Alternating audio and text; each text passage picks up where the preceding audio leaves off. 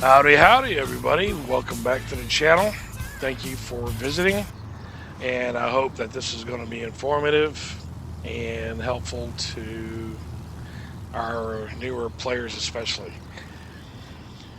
I've had a lot of requests about fighters and dogfighting, a lot from the newer guys in the clan and some others as well.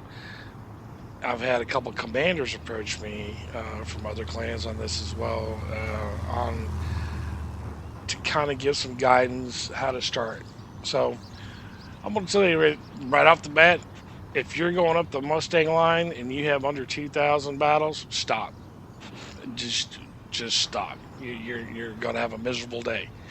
So where do you start? How do you get, where you see these guys putting up, 15, 18, 20,000 point games, hero of the sky badges, all that good stuff. How do you do that? Well, this is how you do it. You need to start in the Spitfire I. It's a tier 5 Spitfire in the UK tech tree. So you're going to go to the UK tech tree and you're going to climb up this ladder right here to the Spitfire I. Once you get to the Spitfire I, you're going to specialize it. Okay, so to specialize it, obviously you need to get it to elite status, and it unlocks all the slots that you just saw there. And basically, you have to upgrade everything. So you have 3 engine upgrades that you have to go through. You have an airframe upgrade that you have to go through, and a gun upgrade to get it to elite status. Once you have all this upgraded all the way up, then you can go ahead and specialize your plane out. Okay, and specialists, if you ever want to see it, you can go here and click here. And when it's not specialized, like this one here, it'll tell you what you need or what the requirements are to get it specialized. So here, for instance, you need to do 126 kills of enemy aircraft. That means not the white ones. And then 30 kills of the white ones. And sometimes they're red if they're enemy. So 80 A's or air defense aircraft and 126 enemy. That's what it takes to specialize it. Once you're specialized, it's going to cost 350,000 once you unlock it in credits to get your specialist configuration. Okay, so that gives you an idea of what specialist is and how to get there. If you didn't know already, I'm sure most of you do, but for those that don't, there you have it. Okay, so in specialist mode, okay, it unlocks all the slots here, so you get to do a full build, and on your equipment there's bonuses. Okay, so where do you see your bonuses? Well, you have your base stuff that it gives you, and then you have bonuses that you can actually re-roll. So like +1 cruise, +2 yaw, +5 engine, and it has a list of a bunch of all the different bonuses that you can select 3 out of this list. So when you re-roll, that's really costly. We're not going to get into that right now, but there you have it. Okay, so these bonuses kick in only when you specialize your plane. Okay, so Spitfire I, you want to get it, you want to specialize it, and you want to get good at dogfighting, aka turning and burning. Okay, so most people here say, yeah, we're going to turn and burn, or I was in a turn and burn, or what. Anyways, that refers to fight or dogfighting. Now, how do you get good, and what makes a good pilot, and how do you learn? Well, spending some time. Aiming is probably one of the toughest ones. You need to learn how to aim, and you have so many variants. So like here, for instance, you have 220 millimeter Hispano autocannons and 4 machine guns. Okay, so you need to learn to aim with the 20s. Okay, let the 20s do the main work, and let the machine guns follow and do the sustained damage. Now, autocannons heat up, so when you see your little reticle turning red, you need to back off for a second or two, let it cool down, and then jump back on it. So you need to learn trigger discipline. You need to learn to feather that trigger, etc. Let's get away from that. Okay, so how do you make this thing maneuverable to where you can dogfight and actually be in that dogfight? And why a Spitfire? Well, number one, the Spitfire over the Zero, which are very, very maneuverable planes, is a lot more forgiving. The Zeros have horrible armor. They're like paper. You kill them, set them on fire, disable them very easily. Unless there's a very adept pilot in them that can avoid crit shots like that or know how to react when he's critted, you're going to do a lot of dying, in other words. So it's not a forgiving platform. There's two platforms that I teach all my new guys that come into the clan and want to learn. Let's start with this one. First one is turn and burn, dogfighting. Okay, this is low to mid altitude, and you need to be maneuverable. You need to be able to turn inside of other planes to kill them, otherwise they're going to get you. How do you make a plane maneuverable? Well, here's how. There's two critical pieces of equipment you need to put on the plane. The first one is a lightweight wing frame. Okay, this is your number one piece. Your second piece is a lightweight power unit. Okay, both of these are designed to give the plane maneuverability in conjunction with aerodynamics, not aerobatics. Yes, you need that one too, but aerodynamics. If you only have 2 points, okay, this is the first skill you want to put on any fighter. Aerodynamics expert. Why?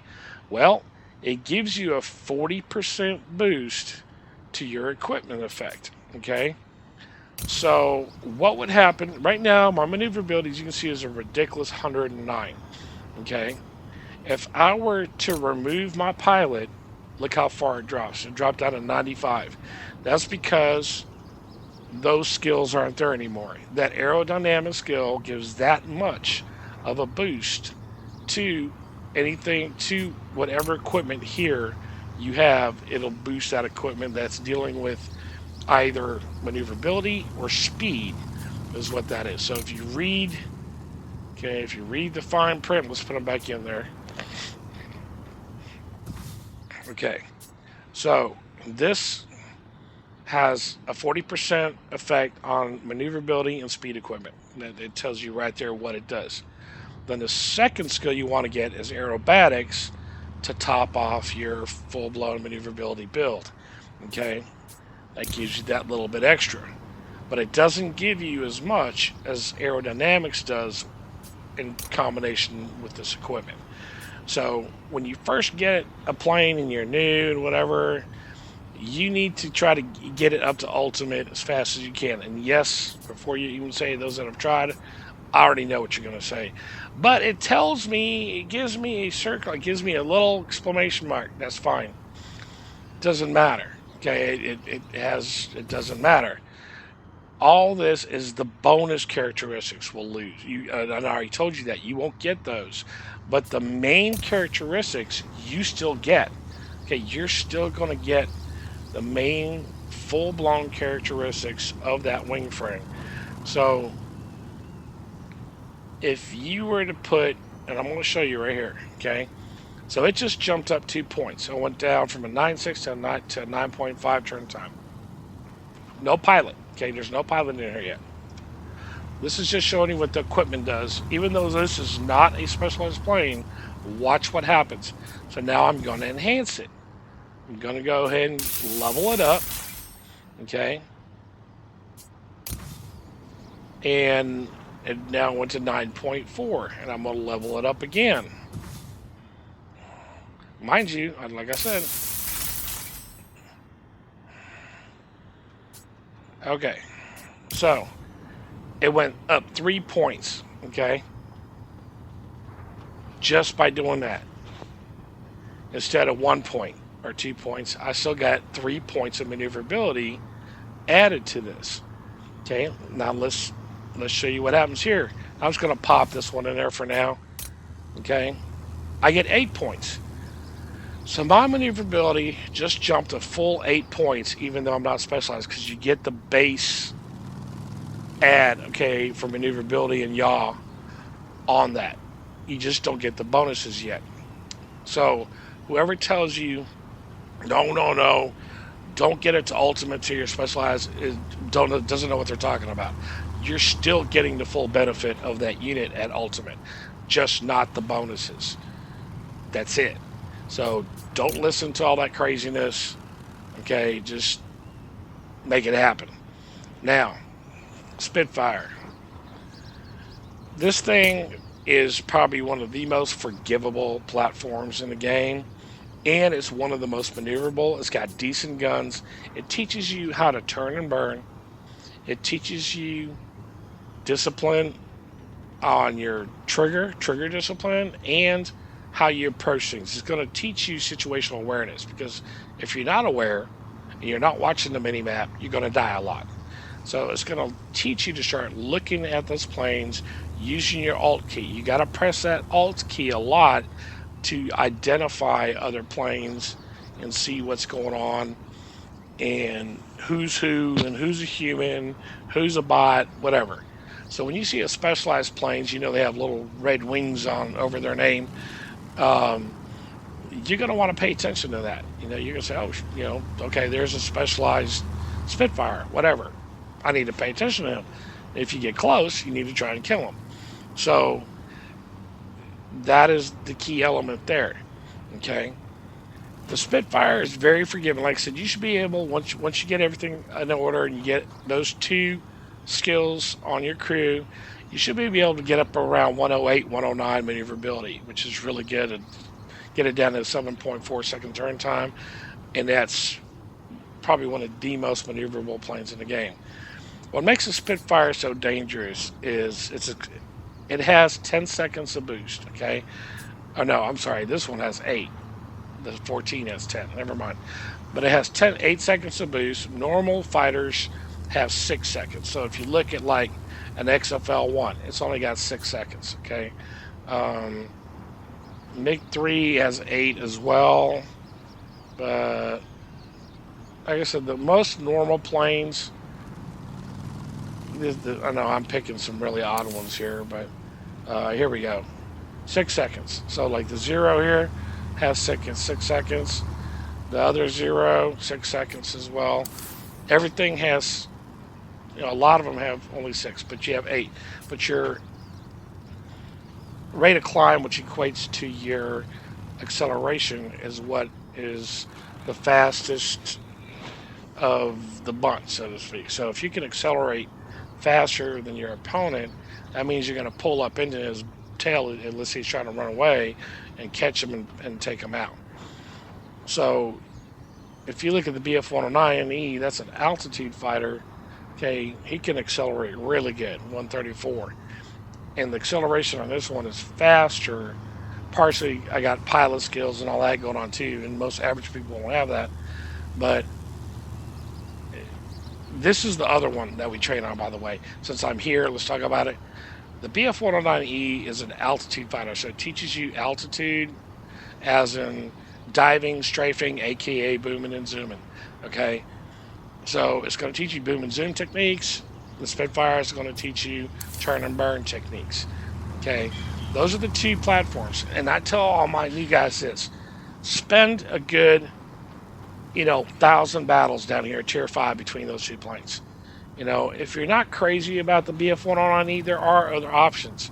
The other option is the MiG-3. Why the MiG-3? Well, it's fast. It's got great altitude. It's got probably one of the best altitudes. It even beats out the P-40.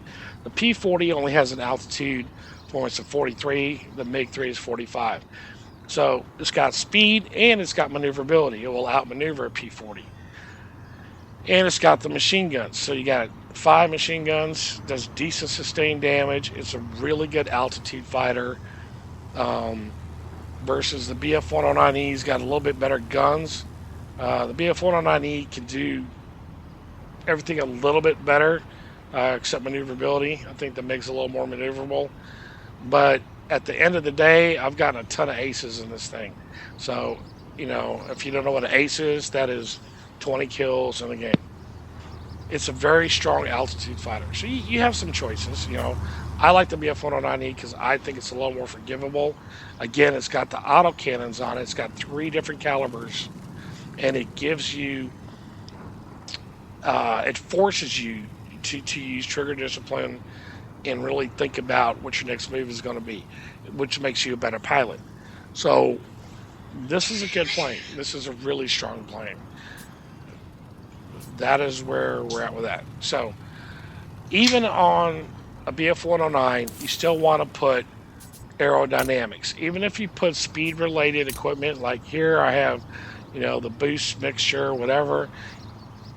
If you have a polished skin, whatever you have, aerodynamics is still the number one skill because it also boosts speed builds. So you really got to remember that. That's the key to getting your plane strong and making it competitive. Okay.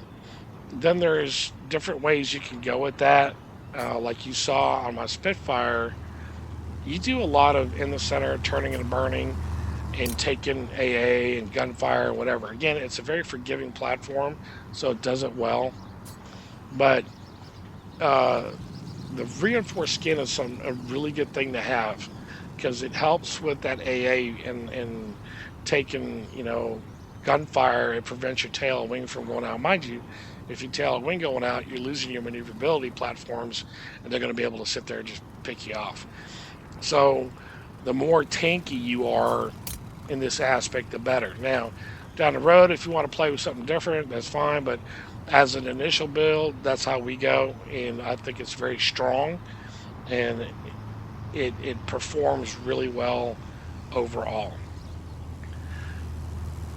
If there is any doubt to that, I mean, you guys are welcome to jump in a zero and try your luck.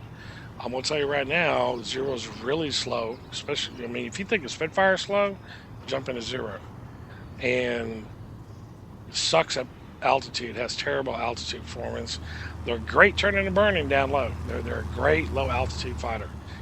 Almost can't beat them. But if there's somebody that's decent in an altitude fighter like a 109E or a MiG 3, and they're good, they will come and dive on you and take you out every single time because you just can't move fast enough. So, you know, take that for what it's worth. The Spitfire is a little more adept. It's got a little more speed, altitude, everything, and it just plays out better in the long run. Consistency is a big deal of what we look at, and you will have more consistent gains in the Spit versus the Zero, especially starting out. You heard me say in the beginning about the Mustang line. Why the Mustang line? Well, because it's a machine gun line. The all the Mustangs have nothing but 50 cal machine guns on them, all the way up to the Saber. So even if you got to the tier 10 Saber, it's still 650 cals. Okay. At tier 10, you see the airspeed here. Everything is moving really fast, and I have literally had to aim off the edge of my screen to hit stuff because that was the kind of lead time I needed at a moving, MiG or Swift or something. And man, that's no fun. The other thing, it's like death by 1,000 paper cuts. So it can take you forever to kill something, and by that time, something will pull in and camp out behind you and finish you off. Food for thought. Not that the Saber's not a decent plane, because it is. It has its strengths, but it definitely has its inherent weaknesses. But it's a much more advanced gameplay. So once you get proficient enough to handle the Spit, the 109E or the MiG 3 or something like that for altitude fighters, then okay, well, let's talk about that and think about it and be realistic with yourself. That's the biggest thing I can say is be honest with yourself. If you're not ready for the Mustangs, don't go for it. And really, to me, I don't play them that much. To me, they're not all that. They really aren't. They're fun-ish, but I have so much more fun in other planes. The 109E, the reason I love it is it just played really strong for me when I was new, and I ended up going up the line to the 1101, which I think is one of the best. Okay, I'm not gonna say the best, but it's one of the best plane. That was my very first tier 10. One of the best planes in the game. And I have a soft spot for it to this day. Love that plane still. Fly it a lot right now. Um, and it's definitely worth the grind. The grind can be a little rough. The BF-109F is junk. I'm going to prepare you for that right now. The absolute garbage.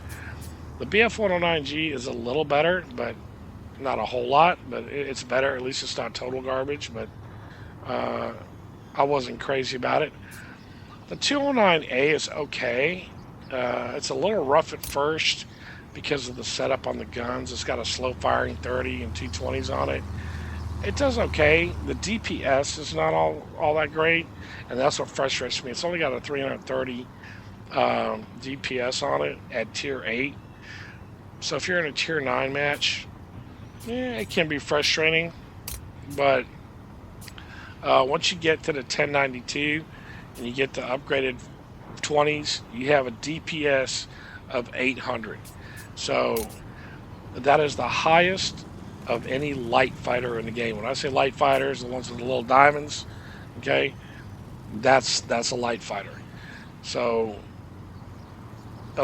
it's got the best guns. That's its claim to fame. So like the Yak 30 is the most maneuverable. The MiG 15 is the ultimate boom and zoom altitude fighter, etc. Well, the 1101 is all about the guns, and it means business. When it hits you, you got hit.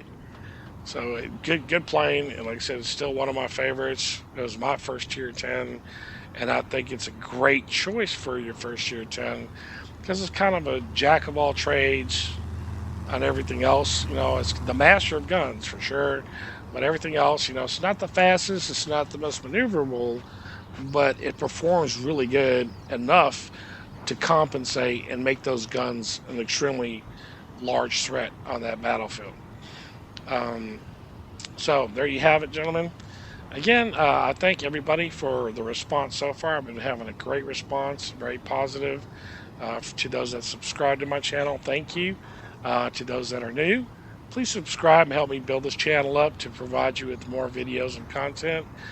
And I hope to start seeing more feedback down below in the comments. Please post your feedback, man. Give me some feedback and talk about what you saw. If there's something you like, something you didn't like, I would love to see that. I'm all open to y'all's feedback and hearing from you, and that's what it's about. This is for you guys. So let's make it happen. And I hope to see you on the next one. Godspeed and God bless.